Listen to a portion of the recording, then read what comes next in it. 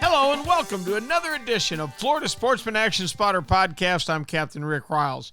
Man, a lot of weather changes going on this week and some big news from the South Atlantic Fisheries Management Council. Something I've been campaigning for a long time. For once, it looks to me like they got it right. I want to check in with the boys and see what they think about the new Cobia regulations. All right, here's what we're going to do. We're going to get a quick report from our buddy Craig Sutton in Nosara, Costa Rica. And then we will start up in the northeast corner of Florida, work our way down the east coast, find out where the mullet run is, find out where the fish are biting, work our way through the Keys, up the west coast, and out the Panhandle. Pretty simple formula. We'll know where every fish in Florida is by the time we're done this afternoon. I'm sure looking forward to it. The Florida Sportsman Action Spotter Podcast is brought to you this week and every week by Yamaha. Reliability starts here. By Shimano, bringing people and nature together. By Tournament Master Chum. Oh, it's the best chum on earth, all right. By Nosara Paradise Rentals, your dream vacation. By D.O.A. Lures, the unfair advantage. By Young Boats. You want the finest in flats, bay, and offshore hybrids? You need to check out youngboats.com. By the Castaway Hat Co. That's the hat that's helping save our seas. And by Academy Sports and Outdoors. Right stuff, low price, every day. It's time to get rolling, so let's hear from Captain Craig Sutton in Nosara, Costa Rica. It's time for our first stop of the evening. You know where that's going to be? Nosara, Costa Rica. And our main man at Fishing Nosara, Craig Sutton, is with us right now. Craig, how are you? Man, I'm good, Ricky. Got home late Sunday night from working on boats, and the guys down there are finishing them up. You know, we painted the aft-facing seats and the splash well on the harvester. Did a bunch of canvas work on the harvester top, the Wonder top, Discover.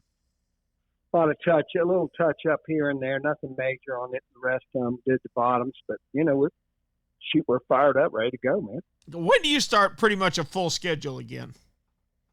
About the first few days in November. I got you. I think our first group shows up November 6th, and then it's wide open from then on out. Okay. Has there been any fishing in the last week? No, we didn't fish at all. You know, last week, I think I told you last Sunday, we did real good. You know, I mean, I was wrong, and I think I said last week on the podcast it was at the FAD that we got that marlin at and then lost the other one, but it wasn't. They ran off a little further offshore from the FAD and got it. But, you know, first fish out was a 150, 200-pound blue, and then another smaller one, or, you know, on for a little bit. But, you know, some mahi mixed in and tuna, so they're there. It's just we just don't have the demand in October down there. It is the rainy season, but we're not getting the rain. Boy, we're not getting it here either, buddy.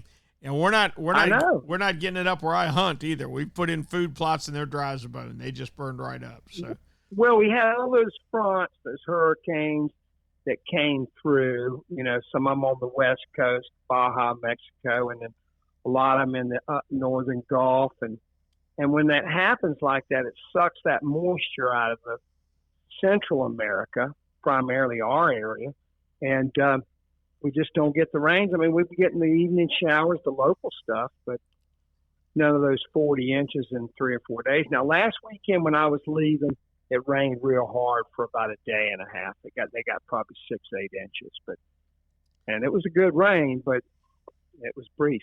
All right, I got a question for you. You.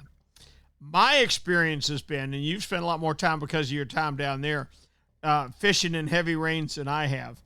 But my experience has been when it's a heavy rain, my trolling is not good. Have you experienced the same thing?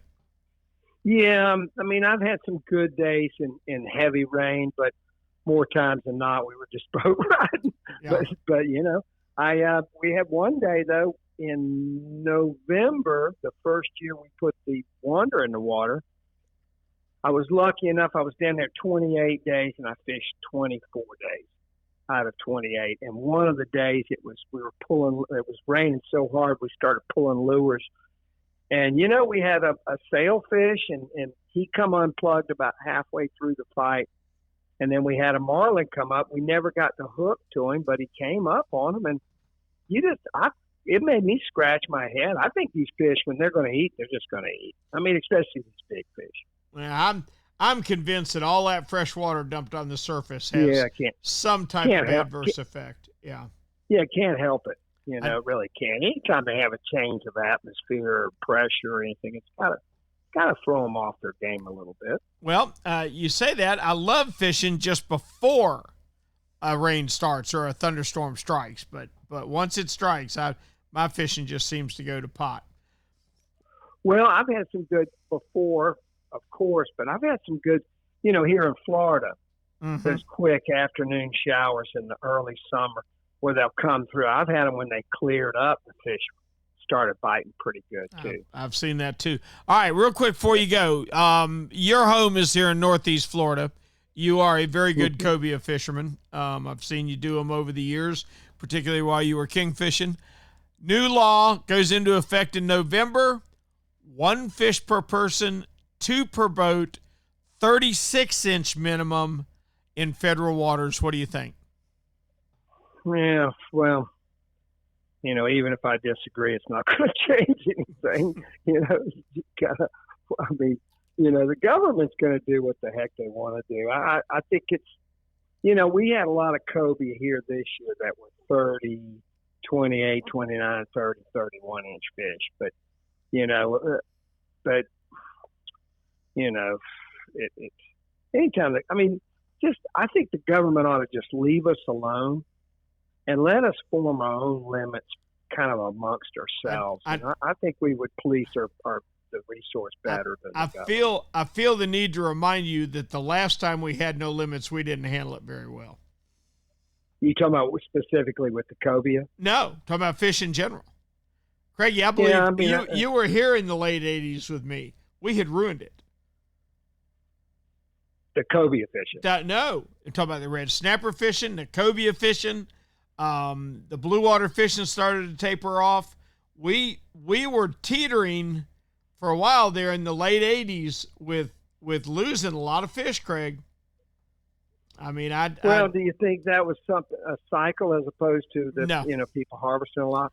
No, it covered too many species. I think we were over harvesting.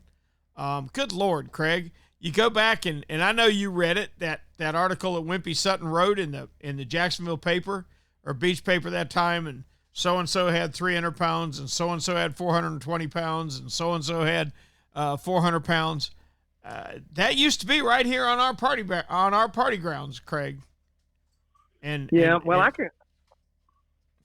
can remember some blue water days that we became hogs, Yep. And now I don't do that anymore. I'm kind of, once I get so many fish, I'm ready to, just call it a day. Even if I ended early. Last year we ended early, I think 3 trips toward the end of the year because we had like 10 nice gaffer mahi and 4 or 5, 6 blackfin, a couple kings, and a wahoo or 2. That's a fine day. That's a fine day. Yeah. All right, Cap, we appreciate it. Please tell me we can check with you next week. Absolutely, Ricky Lee. Looking forward to it. Thank you, Craig. Craig Sutton from FishingNosara.com. Thanks for a great report, Cap. Now let's get a word from Shimano. The year was 1953 when one of the true pioneers of big game fishing just hung it up. No, it wasn't any of our podcasters. It was none other than Ernest Hemingway. I just don't want to do it anymore, he's credited with saying. The tackle has become so sophisticated, the fish just don't have a chance. Can you imagine walking him through the aisles of Strike Zone Fishing and showing him the latest and greatest from Shimano? Can you imagine handing him a Saragusa spinner that weighs less than his bait did and could put more torque on a rampaging tuna than the giant old reels of his day? No, Ernest, I'm afraid you left us way too early. The fights with great fish still go on today, and sometimes we still get beat. But if I were a sea monster of your day, I think I'd still rather do battle with you than face the tools that Shimano has stocked in Strike Zone Fishing 68 years later. Time to hit Florida. Let's start up in the northeast corner with Captain David Voorhees. David, how are you? Hey, Captain Ricky, I'm doing good, buddy. Good deal. Sounds like you've been out on a trip today. You sound like you're fired up. Yeah, we had a trip today. It was, the bite's been good the last couple of days. I was really surprised because I thought for sure when the water temperature dropped, and it's dropped to about 66, 67, somewhere around there. It was in the mid to low 70s, maybe 73. So, not a super significant drop, but sometimes it doesn't take much to turn these fish off. But that's not that has not been the case. Plenty of small reds just absolutely everywhere. I know I've been saying this, but it's unbelievable how many. I don't ever recall, Rick, having years where we saw this many what we call rat reds, just underslot reds. And I'm talking, there's not a day goes by where you don't catch a minimal of 20 rat reds. But that's a bonus, right? That's a plus. It is. And it gives me hope. But what's got me puzzled is, it seems like we're catching plenty of oversized reds and plenty of undersized reds. And this is probably maybe the issue of why they cut back from 2 reds per person to 1 red per person. But with that being said, the trout, sort of, been getting some, a lot of trout lately. The cold water sort of triggers them, gets them fired up. But we're just not seeing the number on trouts. And of course, our flounder season, it's closed. So just in the last 2 days, I think I had to release at least 5 or 6 keeper red flounder. And we caught a couple of mangrove snappers this week, which I thought for sure they'd probably be out of here by now, with the water temperature dropping like it is, and being this sort of this late in the year. I don't recall. Usually they're gone by now, so that's something that's a little different. It sort of surprised me if we start seeing some, stay in this area year round. That could be the case. I mean, we're seeing the mangrove trees around here proliferate, and that's very, this far north, it's very unusual. Usually we don't see mangrove trees till about St. Augustine, but we've got plenty of them up in Jacksonville, Florida now. Yeah, it's a good thing, Cap. That's a good thing, and I'm very pleased about the number of rat reds. Hey, David, you're the inshore guy for us in Northeast Florida. I do a very poor job of covering offshore, but I try. What fish do you want to see addressed next? I'm thrilled with the new Cobia regulations, which I know doesn't really affect you too much. All right, doing inshore is a constant adjusting, tweaking, always has been, always should be. That's how we get it right. What fish do you want to see addressed next? For inshore, I really, Ricky, I don't think we need. I think everything's been up here. As far as up here, everything's been pretty much touched on. I mean, good. I hear you offshore guys always complaining about some of the regulations, and of course the regulations on the snapper. That's crazy. I mean, I would love to see that addressed. Sure. But inshore, it's like we are getting. And the clients I had today, they even made a remark that they're surprised at how often the inshore regulations change around here. And I'm like, you got to keep your eye on it because, they do these changes and it's sort of constant. Now, I noticed today in the Florida Sportsman magazine that they have Northeast Florida, and I wanted you to check this out, listed as only being able to keep 2 sea trout. Oh, I didn't know that. Yeah, I sure will check that out. I think that's an error. Yeah. I think that's an error. We'll check on that. I was like, well, wait a minute. That's something new to me, but we'll talk. We can talk about that later. But Ricky, I really don't want to see anything touch. I want to let's wait and see how things go. Let's see if the flounder thing is going to work. Let's see if we start getting more slot reds. Let's see if this red thing, where we've gone down to 1 redfish per person. Let's see what that does. the trout fishery, if there was anything, and you know what I'm going to say here, Rick. Yes, I do. It would be do not just go ahead and slot the sea trout. Don't let anybody, and I'm talking commercial fishermen and recreational fishermen, do not allow anybody to keep one over 20 inches. You know, yeah, that's right, Dave. And maybe it is time for the trout to do like the snook. I mean, the snook slot is so small compared to the number of different size snook that you catch that it's a real job to get one in the slot. Maybe it's time to do the same thing with trout. I think that's an excellent point. Yeah, and that would be the only thing, I think. But, you know, I'm one of these guys. I mean, we've been messing with everything for so much now. It's like it's got my head spinning. Let's wait and see what this is going to do. And, you know, you feel the same way I do. Sometimes they don't give these regulations. Sometimes, in a prime example, I think, is the snapper regulation. I think they were coming back. I think the snapper population was on a rebound.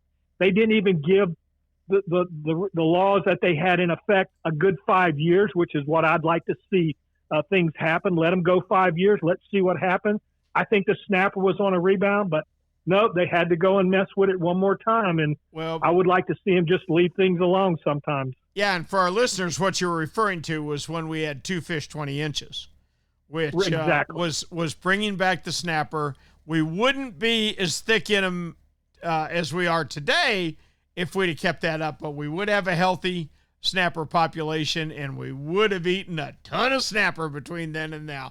David, I appreciate it ever so much. Please tell me we can check with you next week. Absolutely, Ricky. Captain David Voorhees from Northeast Florida. Thank you so much for a good report as always. Before we go to our next action spotter, let's get a word from the Castaway Hat Company. You know, I'll bet you don't even remember the days that all us cool kids would rub baby oil mixed with iodine to help us get even darker in the summertime. Being burnt was cool, and even if you weren't a surfing legend, you sure looked the part. Oh, man, if a bunch of us old guys paid the price for our vanity. We never knew the skin problem and health damage that awaited us. Today's fishermen have the options of being so much healthier in the sun than we ever thought of. Thanks in no small part to the Castaway Hat Company, who not only provides our podcasters with Castaway straw hats, but they make the coolest prints on the underside of the brims you ever saw. You may think your bimini top or T-top blocks the sun, but as an awful lot of us OGs can tell you, you can't have enough protection from sun damage. Do what we do. Put on the sunblock and put on your Castaway straw hat. You'll look the part of today's best anglers, and you'll even be helping the environment. That's because for each Castaway hat sold, the Castaway Company is going to pay to have 1 pound of trash removed from our waterways. The burning Florida sun won't be raced in your skin, and believe me, when you age a few years, you'll thank us old guys with a lifetime on the water. So go to CastawayHatCo.com and get your best sun protection today. The Castaway Hat Company. They've got a hat for every adventure. Our thanks to David Voorhees for a great Northeast Florida report. That means it's East Central Time and one Captain Jim Ross. Jim, how are you? I am doing fantastic, Rick. Good. I'm glad to hear it. I am glad to hear it. Tell me what's going on in East Central Florida. Well, this week has been a fantastic week, and I don't just throw that around lightly. I mean, it has been one of those kind of weeks where it was like, okay, how many more fish could you possibly want to catch? Wow. Because it got that good at our inlets this week. Now, we mentioned them the last couple of weeks, that the fish with the, those freshwater inputs coming into the Banana River, the Indian River, and the Mosquito Lagoon, it has pushed, I would say, 90% of the redfish out of the lagoon to the inlets. I see. Probably about the same amount of snook out to the inlets. And then you throw in a few black drums, some jacks, some ladyfish, and you have got the makings of a heck of a day. In conjunction with that, we had a couple of days of little mini mullet runs, if you will. It wasn't full blown like it was a couple of weeks ago, but little streams of mullet coming down the beach, and also some big black mullet, this big striped mullet coming down the beach. And in the Canaveral area and the Ponce area, we had an inshore shrimp run, the big white shrimp that the guys are, typically netting on the shrimp boats.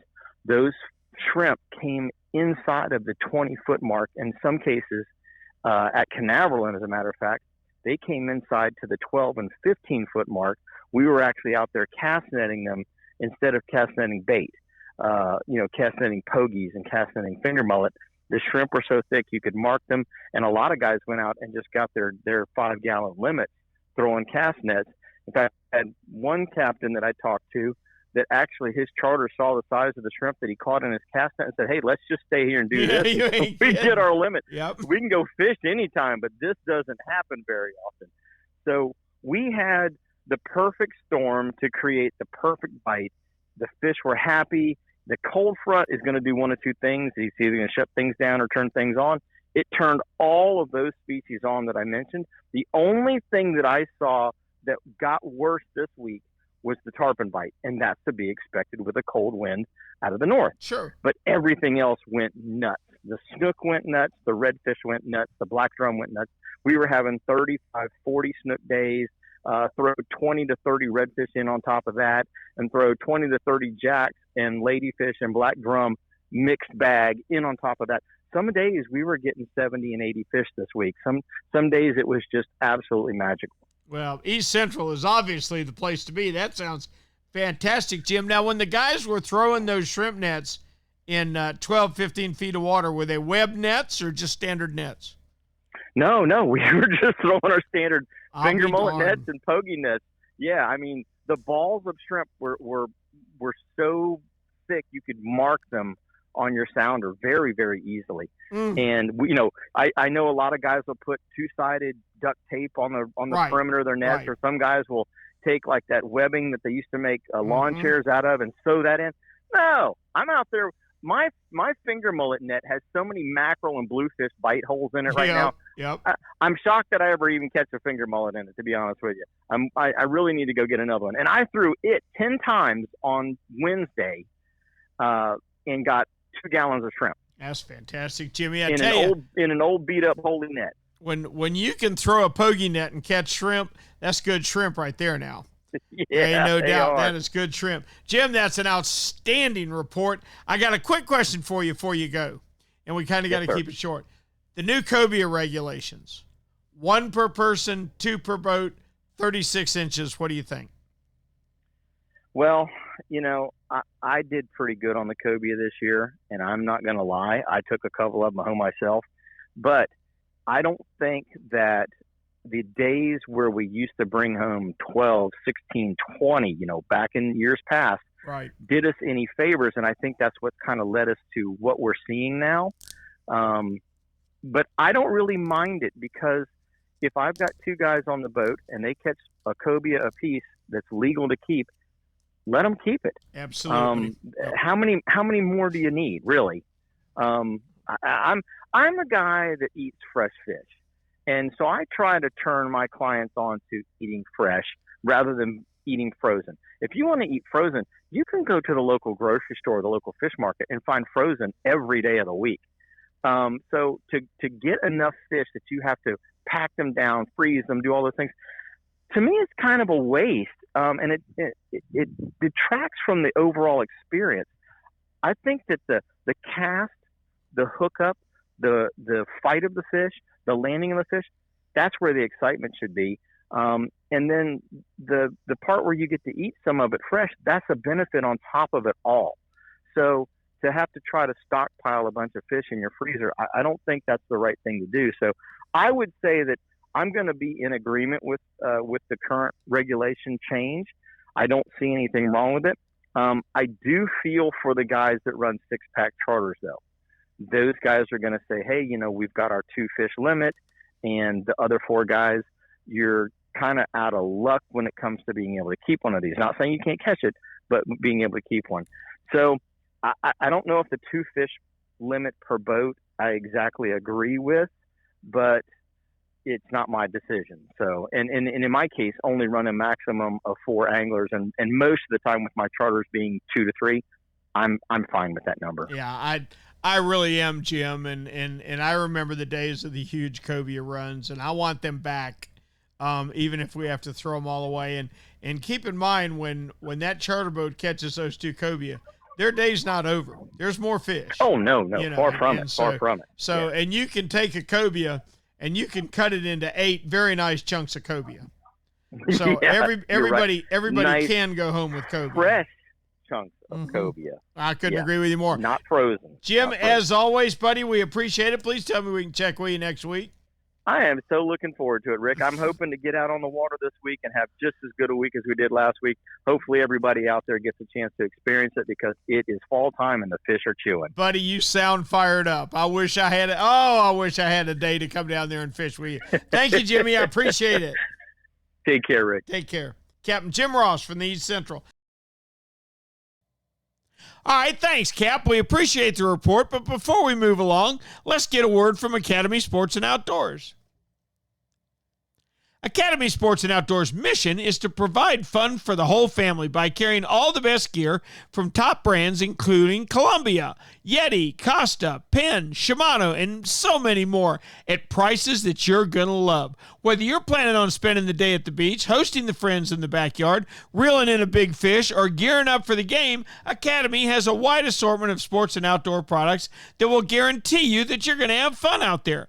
Hey, Academy has just opened their new store in Panama City, and look out, Tampa, here they come. You're next on the list. It's a dynamic and fun shopping experience while also offering convenient options such as buy online, pick up in store, and free shipping on most online orders over $25. When shopping at Academy, customers are going to be able to take advantage of some great in-store services. How about they'll assemble your grill for you or your bike? How about scope mounting, bore sighting, line winding and spooling, propane exchanges? They've got the pros to get it done and the ability to purchase hunting and fishing licenses. With Academy's best price guarantee, if you find a better advertised price anywhere, not only will Academy match it, but they'll beat it by 5%. Until the new store in Tampa opens, you can shop online at academy.com or through Academy's mobile app. You can sign up for email alerts, receive digital ads, offers, and exchange with Academy's social media accounts. Academy Sports and Outdoors. Right stuff, low price, every day. Our thanks to Jim Ross for a great East Central report. Now, let's hop on down to Miami and check in with the Dean of Miami Charter Boats, one Ray Rocher. Cap, how we doing? Hey, how are you, Rick? Well, Cap, don't lie. I just woke you up out of a nap. I'm sorry about that. Well, as you get older, you're entitled to this Woo! Thing. Ain't that? You don't know about that yet. All right, young whippersnapper, you don't know. You must be out there hunting. Yeah, and visiting Brittany, my oldest daughter. Oh man, what a great honor that is to be able to do that. How's she doing? Have you killed one yet? No, just got here, and going to be a couple more days. Cold front's going through, and I think they're going to start tailing tomorrow. That'll get them moving, that's for sure. Tell me how fishing's been back in Miami. The dolphin fishing's been decent. Been a few, again, like last week, caught on the showers up on the reef, and not that deep water, 200-300 feet of water under hawks. Not a lot of fish, 1, 2, 3 fish per bird. And today the current was really slow, but so they really started focusing on the bottom fishing. A lot of vermilion snappers, yellow eyes, and we're still getting the kingfish on the Regs. So hasn't really changed a whole lot from last week, but calm seas and light current. So I guess that's a nice day. That's something to be thankful for this time of year, that's for sure. Ray, let me ask you about current. I fish Stewart in the summertime for sailfish, and I usually make my first set the furthest offshore I'm going to for the day, which is usually about 350 feet of water. I find that if it's running too hard, like 5.5 knots, it hurts me, and if it's not running at all, or it's running to the south, that's a kiss of death for me. Is that pretty consistent? Am I right there?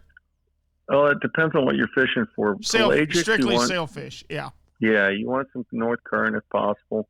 I have had double digits on a no current day before, but it was blue water. Mm-hmm. And the fishing had been real good. It was just kind of some fish in the area. The day before was good. But, historically, if you can have, anywhere from a half a knot, like you said, to a moderate current, 2 or 3 knots, I find that to be the best. And watercolor, many times, has some relationship to the amount of bait. Although I remember, I think it was the year that the Derby was 636, the first year they had a record catch. Mm-hmm. The biggest day of the tournament, we found them off Hobe Sound in green water, a half knot, not even a quarter knot of north current, and totally green water. And they were free jumping everywhere. There were schools of cigar minnows and sardines everywhere in that area where the sail fishing was so good. And we caught 25 that day.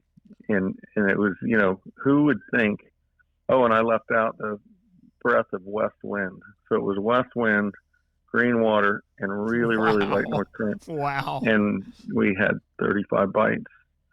So, you can't ever, I guess where I'm going with that is you can never say they won't bite because it's west wind or green water or light current.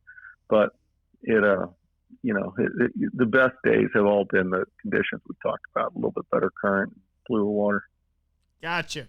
All right. We had some new Cobia regulations. Look like they're coming down from the South Atlantic Council to take effect next month. 36-inch minimum, 1 per person, 2 per boat. What do you think? I mean, the big question is, will it work? I mean, obviously they're doing it to help, preserve some fish and, let some fish reach a more mature age, maybe get another breeding cycle in before they can be kept. So all those are, good reasons. The question is, will it really work? Will it really help?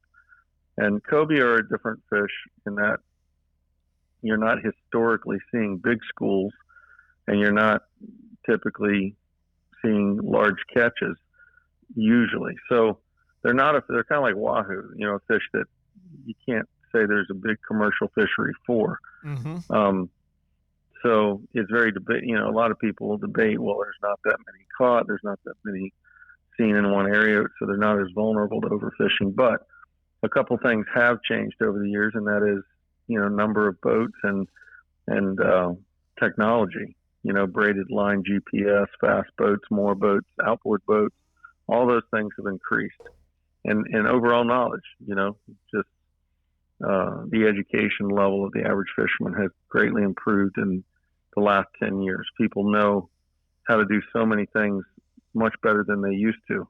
And, that's a good thing, but it does cause, more fish to be harvested. So, I think I understand. I've been on that side of the fence, and it's, it's the responsibility of the council to make good decisions to preserve fish stocks, and that's what it's for.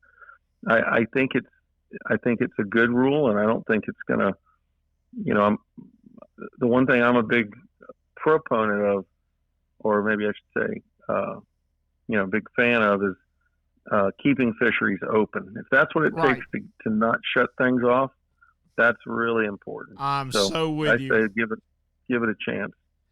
I wish they'd do the same thing to red snapper. 1 per person, 2 per boat. We could fish them the rest of our lives. We surely could. Yeah. Ray, I agree with you 100%. I think I tell you one piece of technology you left out that's killing us up here. I'm in my little tower and I'm running the beach, and there's a 22 Pathfinder just inshore me. We're checking the rays for him. All of a sudden he picks up and runs, looks like about a quarter mile, half mile, stops and catches one. And I'm like, man, how did he see that fish from the deck? Pretty soon I catch up with him. We're going along. He takes off behind me and runs, stops and catches one. Like, what in the world? Comes up alongside me for a few minutes and then lands his drone and takes off. I'm like, wait a minute. You can't do that. That's not right. That is crazy. That is, isn't it? Cap, good luck on your hunt. We appreciate it, and I look forward to talking with you next week. Yes, sir. Thank you. Captain Ray Rocher. You know what Yamaha Outboards love? The genuine formula and consistency of Yamalu marine engine oils. Outboards are subjected to punishing conditions like high loads, salt, and humidity, a mix that automotive oils can't handle. Yamalu full synthetic and marine performance formulas are certified to protect against friction and corrosion for reliable performance every time. Find Yamalu marine oils at your nearest Yamaha Outboard dealer. Locate them at yamahaoutboards.com/dealers. Yamaha, reliability starts here. Hey, Raj, being consistent is a mark of a quality product. If you've been Florida's #1 chum for over 10 years, there's got to be a reason. For 10 years, Tournament Master Chum has lived up to its name. That's why more tournament pros insist on Tournament Master than any other chum. It's the only chum with menhaden milk mixed right in. That means it gets the scent out faster and deeper than any other brand of chum. It comes in a grind size for every species from kingfish to catching bait. Your fishing time is way too precious to use second-rate chum. Bring the action to you by insisting on Tournament Master Chum. It's worth every penny. When you're ready for the finest in custom-made flat spay or inshore-offshore hybrids, you are ready to meet the Young family in Inglis, Florida. For over 21 years, the Young family has built custom boats one at a time for every type of fishing. Nothing can sneak up on a flat quite like the Gulf Shore flats boats, and I've never fished a better hybrid than the Young 24s and 27s. Rob Young is a naval architect who takes tremendous pride in each and every build for each and every customer that wants their boat custom built exactly the way they want it. Is it time for you to move up? Are you ready to own the finest boat built? Then you need to visit the Young Boat facility in Inglis, Florida, or check them out online at youngboats.com. Our thanks to Ray Rocher for a great Miami report. Time to go to Alamorada to Bud and Mary's and check in with one Captain Bean Storen. Bean, how are you? I'm great, Rick. How you doing? I'm doing excellent, buddy. Tell me about your fishing this week. Man, it's my favorite time of year. Yep, I'm with you. Love it.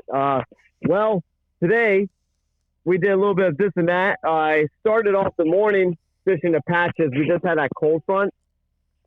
And I'm so sorry about that. I was just switching to my Bluetooth on my truck. That's all right. So we have a cold front, right? Right. And with that being said, the snook and reds have been a little bit sluggish in the morning, first thing in the morning. So like the sun kind of comes up and warms them up. So I spent the first hour and a half on the patches, and it was great. We caught some a variety of snapper. We caught some lane snapper, some mutton snapper, mangrove snapper, yellowtail snapper. Two of the muttons were keepers, and then caught some juvenile some juvenile groupers, some blacks and gags. And then after like that morning, sun came up, we jetted back into the backcountry, and snooks and reds cooperated very well. And I could have sworn it was a summer day with how many triple tail we saw today. It was just so weird. It was so bizarre. I mean, I haven't seen anything like that since the summertime. Just cruising through where they usually free float in summertime, and it was one after another. We went home with 3 keeper triple tail. We released 3 other keeper triple tail. Probably caught over 20, 25 of them, and and that's what today looked like. Excellent news. Hey, Bean, have you seen the new Cobia regulations? Yep. And you know what? I'm all for it. Anything that's stricter regulations, I'm all for, except for sharks. Yep. I understand. I'd like to see some sharks eliminated too. You make an excellent point, but I like the 1 per person, 2 per boat. Let's bring them back. I want no closed season. I want to be able to go fish anytime I want to. If you got 6 guys on the boat, guess what? 2 Cobia can feed 6 guys. So I just think that's one of the better moves that I've seen the council make in a while. I'd love to see red snapper at the same limit, 1 per person, 2 per boat. Bean, we appreciate it as always, and we'll look forward to talking with you next week. Absolutely. Looking forward to it. Captain Bean Storen from Alamorada. Thanks for a great report. Now, before we move along, let's get a word from D.O.A. Hey, it's finally fall, and how many of us have been waiting for the magic of the mullet run to start? There are literally miles of mullet moving along just about every area of Florida coastline. What you need to cash in on the tarpon, snook, reds, trout, sharks, etc. that are feeding on the poor fingerlings is the perfect mullet imitation. Well, for my money, you can skip all the high-dollar made-in-China mullet imitators. For me and all the podcasters I've talked with, the perfect mullet imitation is made right here in Stuart, Florida, and it's the D.O.A. Bait Buster. Mark Nichols, the owner and manufacturer of D.O.A., spent years designing different bait busters to swim shallow, medium, or deep. What makes the bait buster so special? I'll tell you what I think. I think it's the tail.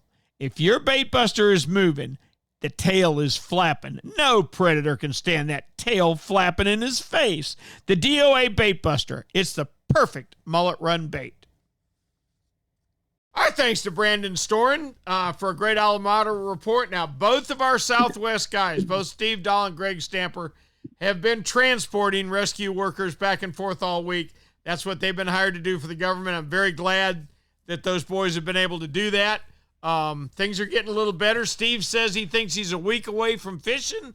That's great news. And Greg's boat has been found and is intact. So good news from both those boys this week as they continue to recover from Hurricane Ian. So let's head up to West Central and check in with one Ray Markham. Good evening, Raymond. How are you?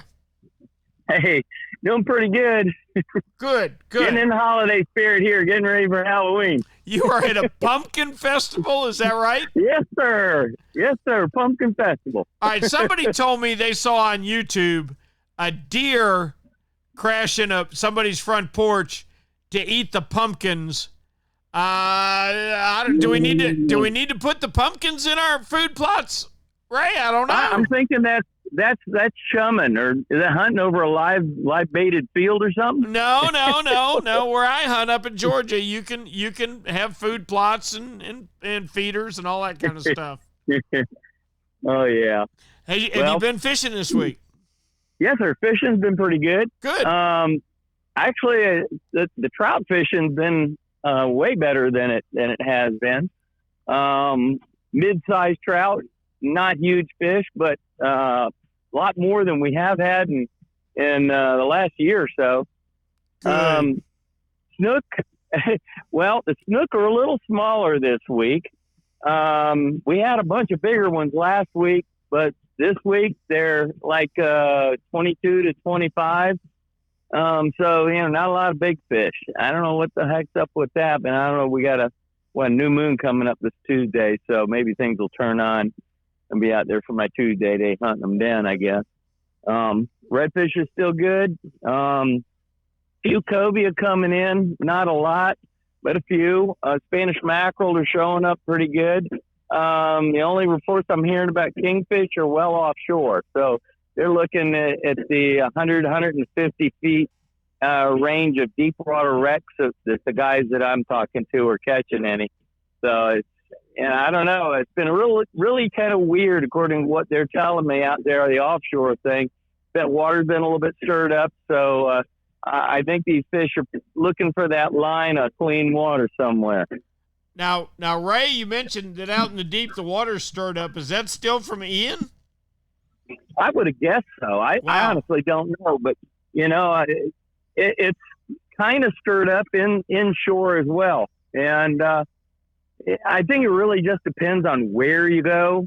If you got a lot of tidal movement, it'll probably clean up pretty good, but some of the areas in the backcountry are still a little bit messed up. Trying to track down some snook, see if they moved in towards this darker muddy bottom areas, with this cooler weather that we've had. Didn't really pan out all that good. Water took a pretty good nosedive in temperature about midweek. And I would imagine it probably dropped somewhere in the neighborhood of about 8 to 9 degrees, 10 degrees, which is a pretty radical drop for a lot of the fish that I fish for. It can kind of put the damper on the bite for a little bit. But as the sun started coming up and the fish that are sitting on the dark bottoms with the water heating up, fish finally did turn on. So, it's all been good. I can't complain. It's way better than it was a year ago for sure. Yep. You guys have had a much better year, and I'm thankful for that. That's for sure. Ray, that sounds like an absolutely great report. Please tell me we can check with you next week. Yes, sir. Absolutely. All right. Go back to your pumpkin festival. Now, let's go visit a tree stand somewhere up in Northwest Florida to check in with the mayor of Homosassa, one William Toney. William, how are you? I'm doing good. I got one of the best views on the Big Bend. I got a feeder about 30 yards from me. I got good bucks on my camera. It's open weekend for black powder. It's primed and ready to go. So All I need is the star of the hour to come out so I can eat them. Yes, sir. I understand. All right. Well, that sounds fantastic. How was your fishing this week? Fishing was very good. We did have a pretty good cold snap. In fact, this past week, we got down to like 41 in Homosassa. Now, on the other side of US 19, it was down to 33. So there's a big difference being close to the water. But you know what? It didn't deter the bite. The trout are still in about, 3 to 5 foot of water. Look for that rock grass. And when you find big concentrations of it, I've been catching nice keeper-sized trout using a popping cork with about an 18 to 24-inch leader with a Mirror watermelon red flake, Little John on it. Has been working best for me, and it seems that the high outgoing tide is when the bite is the best. Okay. All right. That sounds fantastic, William. I'm assuming your redfish are still biting. Redfish are biting good. The water clarity is unbelievable after, the cold snap. That water dropped down from 80 down to about 68. So the clarity is really good. And also what's been pretty cool is actually got a nice keeper gag and about 6 foot of water on a casting plug. So, there's those fish have been pushing in. And it looks like the rest of the week and this coming up week, we got really nice weather, fall weather. Basically wear a jacket in the morning, midday, you're down to your shorts. And in the evening, it's just fantastic. Sure feels good to be in the woods, doesn't it? It sure does. It's pretty nice out here, and hopefully before dark, Dum Dum comes out and I get lucky. I tell you what. Well, I'm going to let you stop talking, because I've been told that talking doesn't go over real good in the woods. I don't want to. I've heard that.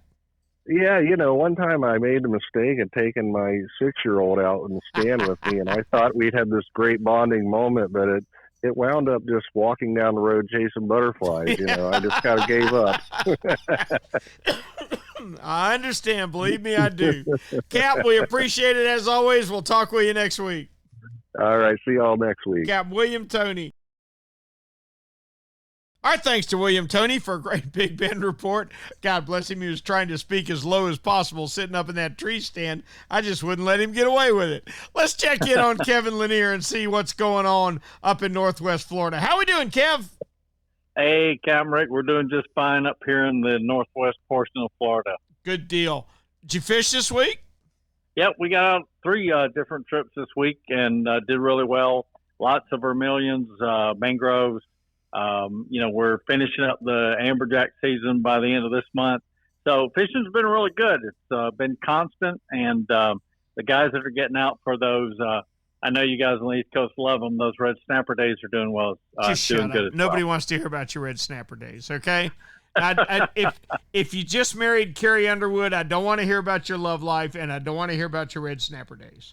All right, just so you know. But, okay. All right, talk to me about your mangrove snapper, Kevin. How do you guys fish them? I think you're fishing a little shallower water than we do.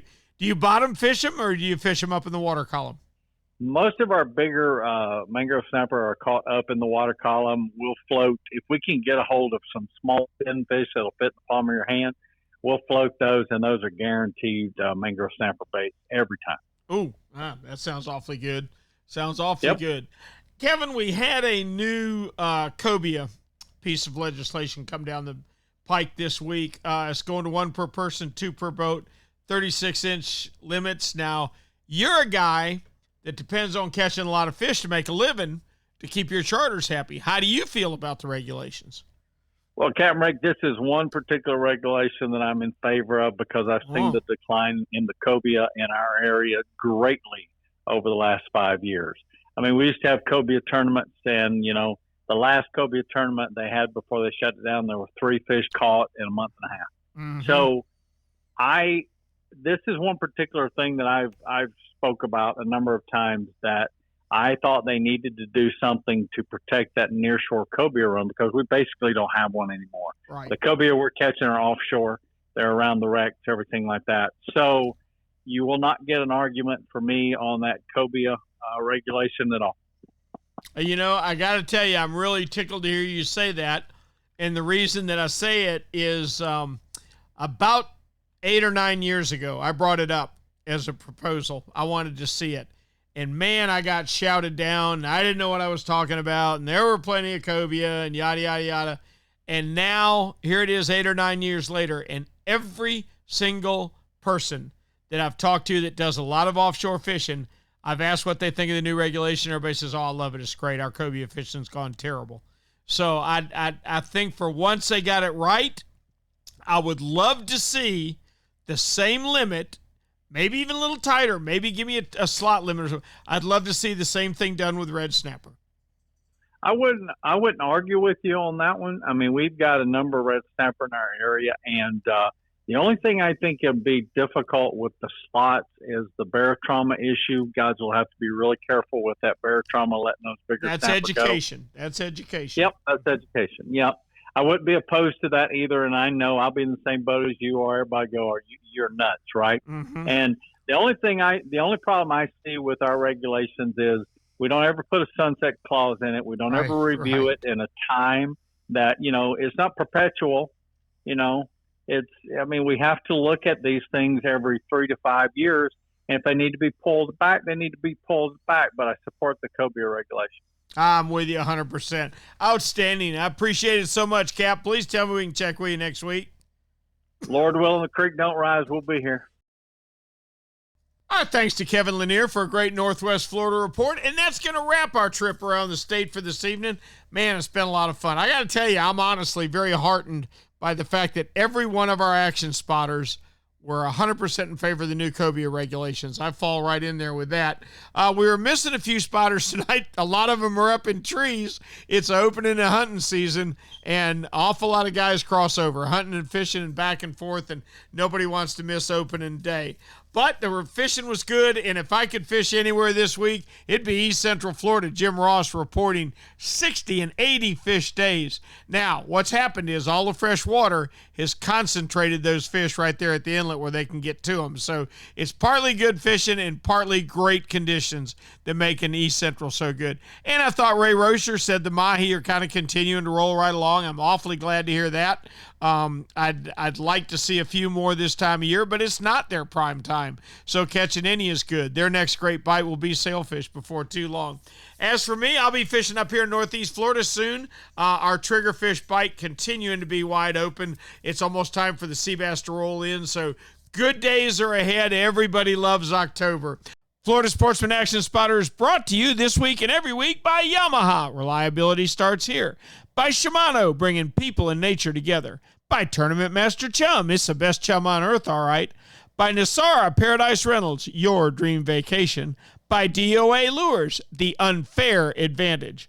By Young Boats, you want the finest in flats, bay, and offshore hybrids? You need to check out youngboats.com. By Castaway Hat Company, the hat that's helping save our seas. And by Academy Sports and Outdoors, right stuff, low price, every day. Hey, for Florida Sportsman Magazine, thanks so much for tagging along this evening. Hope you enjoyed the podcast. If you did, please go on your podcast provider and rate us. Or if you have a question for any of our podcasters, if you will just drop a line to floridasportsman.com on Facebook, or Florida Sportsman on Facebook, or you can email me at rick@floridasportsman.com. We'll get your question on the air. Until next week, I'm Captain Riles for Florida Sportsman Magazine, and we'll see you on the rip.